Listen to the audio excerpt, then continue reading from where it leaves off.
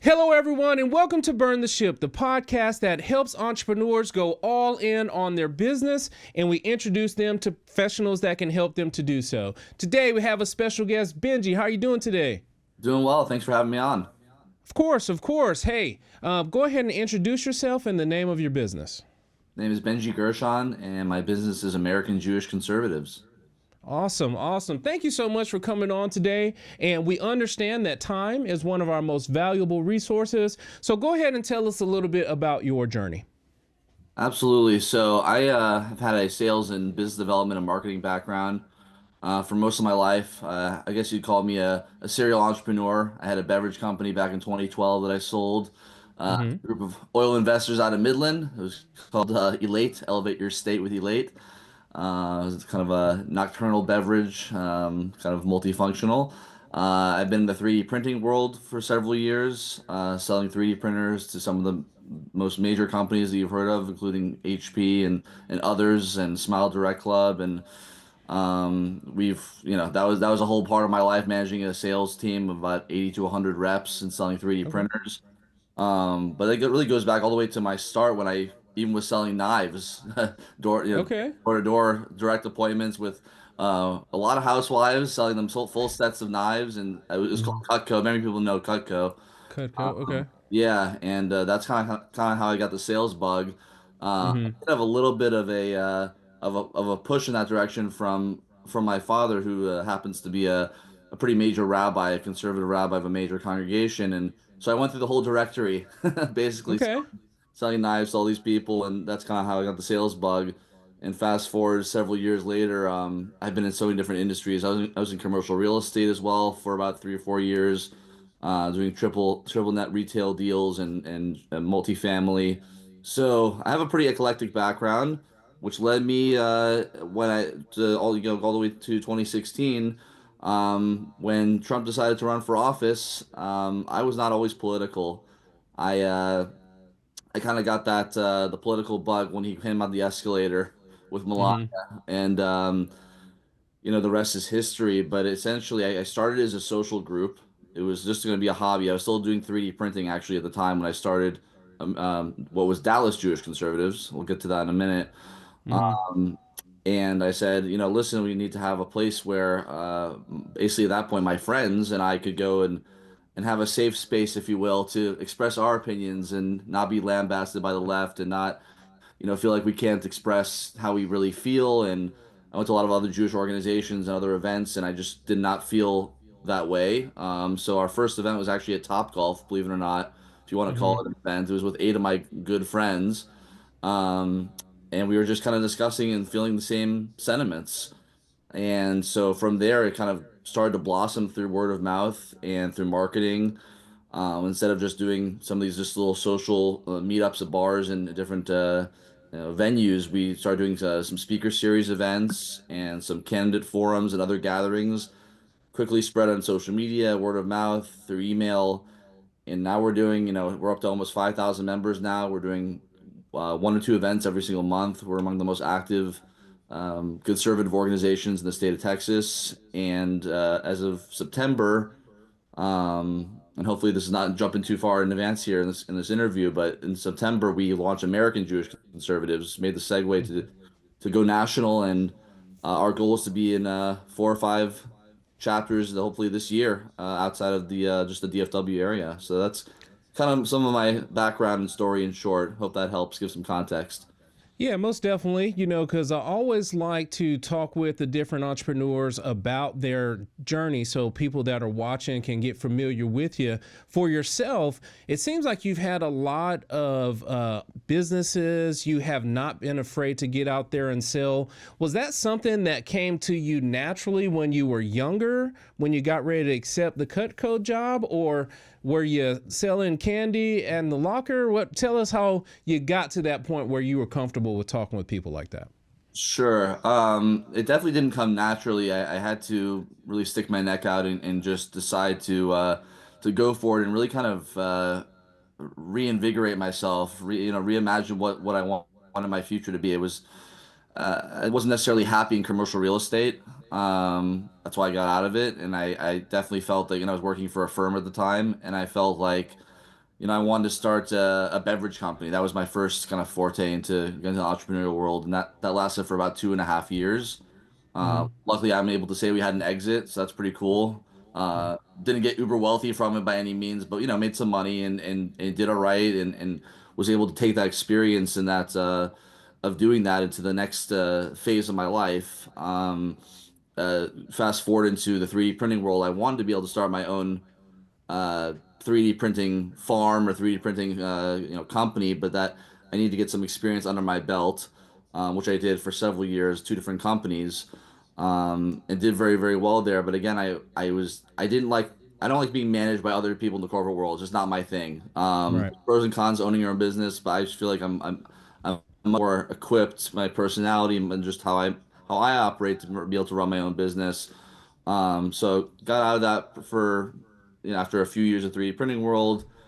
Tried to raise some capital, start my own thing with 3D printing. Didn't work out at that point. Still, just, still had one foot in the door of the corporate world of 3D printing. But then again, Trump ran for office, and everything changed. And I wasn't political at all. I started listening to Ben Shapiro, Mark Levin, Dennis Prager, going back a few years now. I grew up Mm-hmm. watching only CNN and MSDNC, as I call it, Mm-hmm. or as Trump calls Mm-hmm. it, Mm-hmm. and really only had one kind of worldview, and that's just as a result of my upbringing. And that's, I think, a lot of my Jewish brothers and sisters, and just in general, a lot of people can relate to that. Um, and so once that light bulb kind of went off, I feel like the politics just took over. And it wasn't for the money though at that time. It was a passion. You got to do something. My advice is you got to do something that you love and you believe in, you're passionate about. And every time I woke up, I was enthusiastic, excited about building the next event, educating people on the issues, motivating others to get activated, to be politically active, and to be focused on the things that matter to Jewish conservatives. And now that's also expanded to our Christian allies. I should mention that we have a ton of Christian support, even especially evangelicals who love Israel, understand that our Judeo-Christian values unite us, and so that's been a kind of a blessing in disguise that's just fostered naturally through the growth of the group. But that was a bigger calling for me. And if it wasn't about the money, it was about the mission and the purpose. And so that's why we've taken this leap to continue, I take this leap to continue this organization to try to go national and just go as hard as we can with doing as many events and initiatives and programs as we can to keep people informed and engaged. So yeah. Awesome, awesome. Because I always ask the question, what is it that happened? Like, what event that took place? You've shared with, you started, you saw him coming down the elevator, and then things got ready to change because you were with the 3D company, and something happened. Did one event happen to make you say, "I'm going to burn my ship and go all in on this new venture," or what was that? Tell us about that. Yeah. So the Trump coming on the escalator with Melania was kind of what got me excited about politics, but it wasn't necessarily what told me to go all in on this Mm-hmm. venture. That came later down the road, I'd say probably about 2 years into it, a year and a half, 2 years into it, when I just started to see a lot of traction, where I started to notice that people were, and was just flattered to see it and was blessed to see it, that people were coming out to me saying, "We're so happy you're doing this. This was so needed in DFW, where there's no place for us to go." These are conservatives talking to me, and I started getting that from both Jewish and Christian conservatives. And I realized that if I didn't continue this, there'd be a lot of people that are not happy with me, and would feel like they don't have a place to go. From a social standpoint, just I've had people meet in my groups and get married. Believe it or not, I've had people in our community that have gotten jobs through networking at our events. And just people that come to events and they have a great time with, learning from our speakers and enjoying great food and drinks and just a great experience and being part of the political process. So I just felt about 2 years into it that switch got turned on, like you said, to go all in, and start monetizing this. I really wasn't charging almost anything for our events at the time. I was just taking money out of my own savings and a few donations here and there from members, or didn't call them members, but just guests, I guess, at that point, to who were supporting us, and started deciding, okay, let's start charging for events. A nominal fee for general admission, VIP. let's start, kind of amping up some of our events, doing some more elevated events, whether it's, food and drink. And I started making sure there's also, from a security standpoint, we live in a crazy world. Started making sure our events all had security at it. Um, just little elements that all make a difference. The background music, the little decor. We started elevating our events, and that's what I was like. Let's just go for it. I'm not gonna get rich doing this, but let's just see how big we can take this and how successful we can make it. My wife is still working at the time, thank God, because we needed the income coming in as I was burning through cash. Um, and so fast forward a couple more years, we're going to 3,000 plus people. I mean, we've had tens of thousands of people, I should mention, come through our doors as far as events are concerned. Uh, Mm-hmm. we've had many, many repeat guests, and now since in the last few months, we've introduced a new membership structure, a new partnership structure, merchandise. All of our events are ticketed, so there's multiple different areas of or different ways we can make revenue. And hopefully, we're going to be expanding into other chapters soon. But that's when the light bulb really went off. Was like, wow, this can be more than a social group. This can be monetized and it can be duplicated also. That's been my goal for a while, and it's hard when you're just a one man show essentially to do all that. I don't have a paid staff. All of our events are through volunteers. God bless them. We have an amazing volunteer team. So figuring out how to in the events business, as I'm sure you know, it's all margins. It's all about Yeah. margins. We've been incredibly blessed through networking and just through being strategic to get venues very cheap. Our catering relationships, our security, a lot of times is pro bono. Uh, Photography, videography, again, super, super amazing prices. They're, again, people that are just believers in what we're doing. We have an incredible Mm-hmm. community. So at the end of the day, community is what kind of made me decide this is worth everything. Let's just focus on this. I got so much gratitude and continue to get so much gratitude and from people around us and just it gives me a lot of joy what we're doing. So that's kind of why I took the step to kind of go all in. Okay, definitely appreciate you sharing that. Now, in the next part, we want to try to get an idea of who that person you're trying to connect with. With us, we've built our business through networking, and you've known a lot about sales and things like that. Tell us, who's that ideal person you're trying to get in contact with, to help you to grow your business. Well, in our case, and I should say I would consider us more of an organization than a business. But Okay. Okay.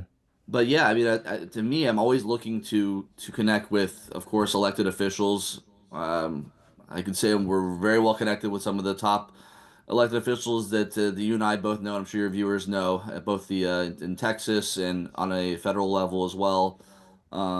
We've brought in. I'm always connecting with speakers. At this point, we're getting a lot of speakers coming to us and requesting to speak to our group, which Okay. is Mhm. always great. Awesome. But as far as so that's on the speaker front. As far as the membership's concerned and guests, which is really where it all happens. We can't do it without them. I'm always trying to go to events or online forums, even Facebook groups and other social media to try to find the needle in the haystack, as they say, of as Jewish conservatives. We're already a small minority. And you're trying to find conservative Jews is not necessarily the easiest thing. So I'm always going to different conferences.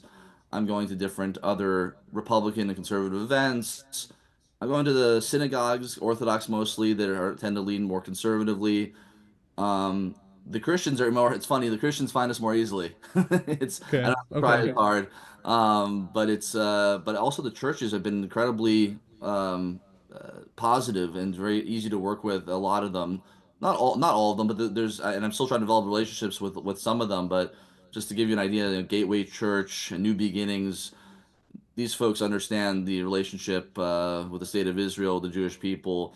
I'm finding a lot of great prospective members, both the synagogues and churches. So to me, that's who I'm looking for. It doesn't have to be someone that's super political. It just has to be someone that's pro God, pro America, pro Israel, pro Constitution. That's kind of our Mhm. fundamentals.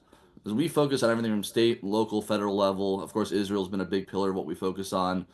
But we're it's interesting. There's always some angle that we find that somebody finds that's of interest in our organization, and then sometimes it's Mhm. just purely a social networking standpoint when they want to be with other like-minded people.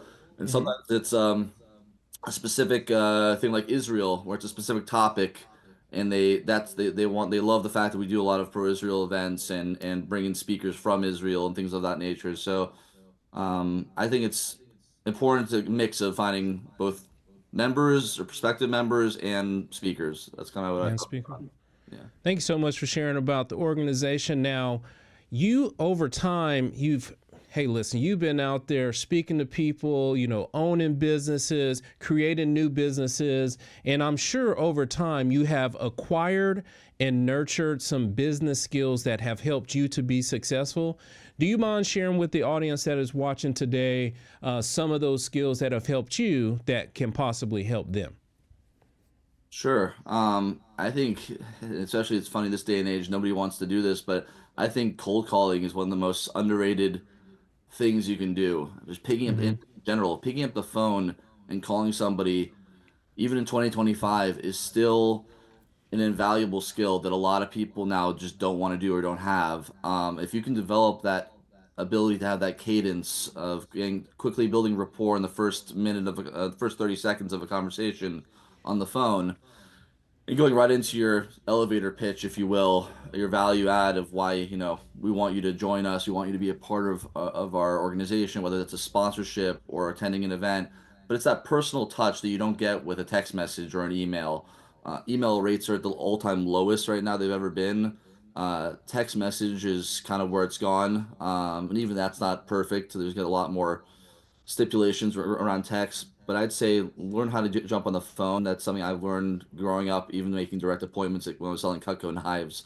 Started out really Hmm. early and kind of carried on that tradition as part of a touch point system, which I guess segues into my other thing, which is develop a especially with sales, a kind of a cadence. I do a phone call, then followed up by a excuse me, followed up by an email, and then a LinkedIn message, then maybe it's another email with a different piece of collateral in it, and that's another phone call. So it's almost like a 5 or 6 touch point system Hmm. that you say, okay, I'm gonna go through the system. You can even use Google Sheets or another CRM, keep track of your prospect list and say, okay, I'm gonna go through 5 or 6 touch points before I, consider them, quote unquote dead, not interested.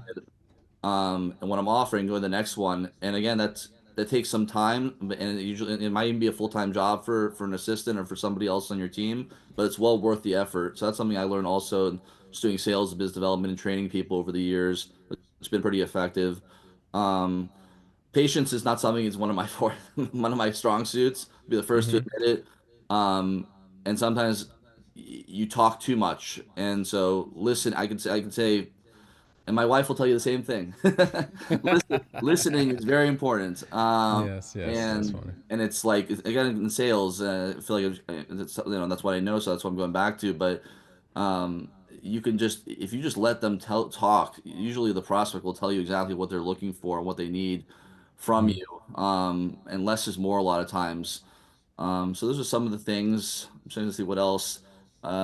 Just learning programs, I would say in general. There's so much stuff online on YouTube and Instagram and probably even TikTok, even though I don't use TikTok that much myself. But learning programs like Canva, marketing programs are invaluable. I'll be able to design your own collateral and be effective in doing that.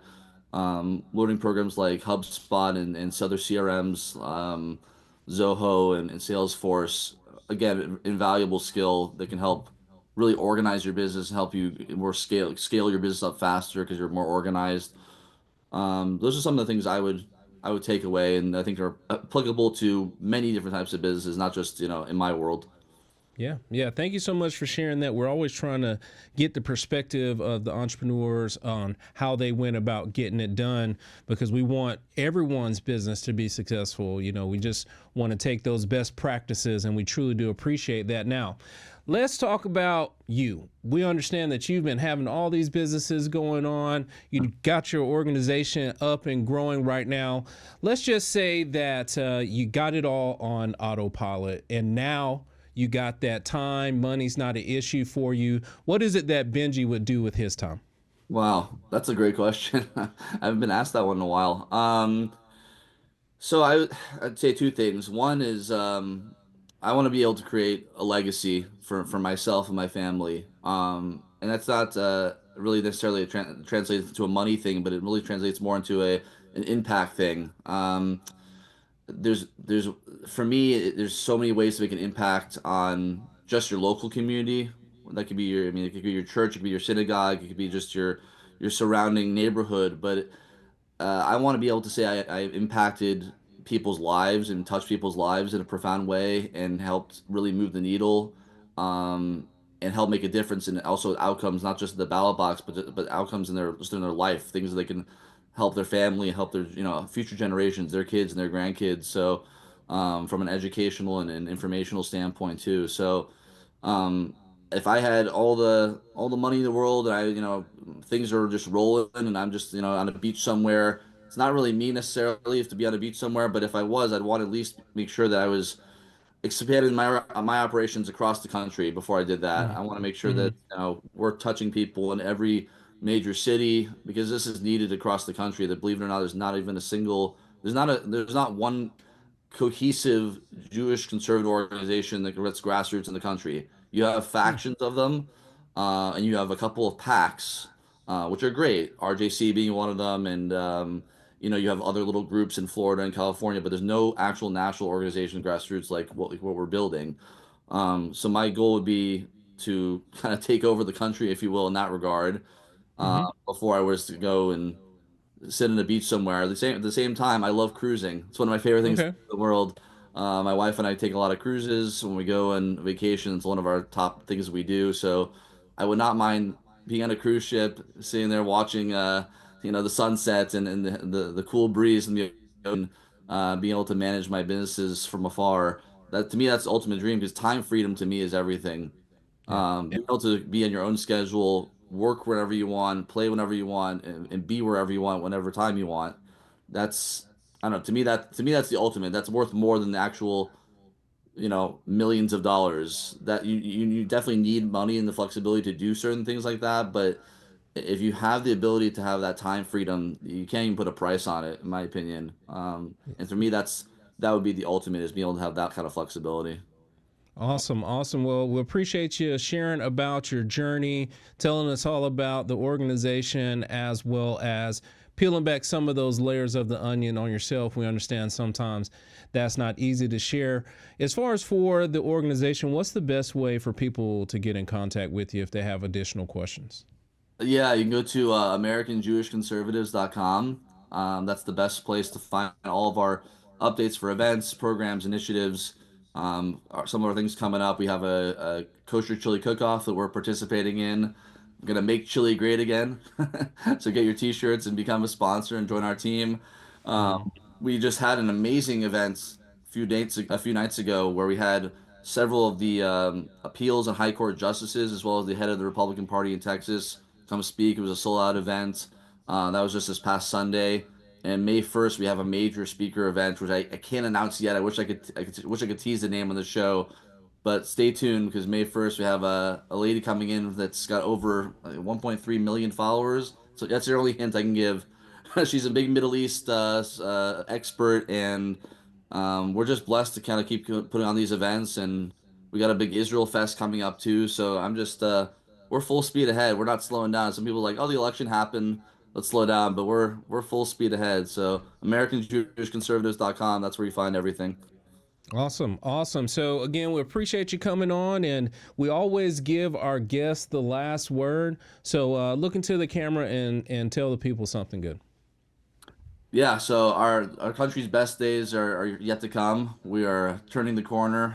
We're in this new golden age of under President Trump and this administration. Things are looking better for not just the Jewish people, but the American people. And I'm proud to lead the charge for American Jewish conservatives. I want to invite everyone here that's viewing today to join our movement, join our cause, learn more about us at AmericanJewishConservatives.com, and know that you can make a difference. Every person that participates in the political process helps make a difference, no matter how much involvement or how little involvement.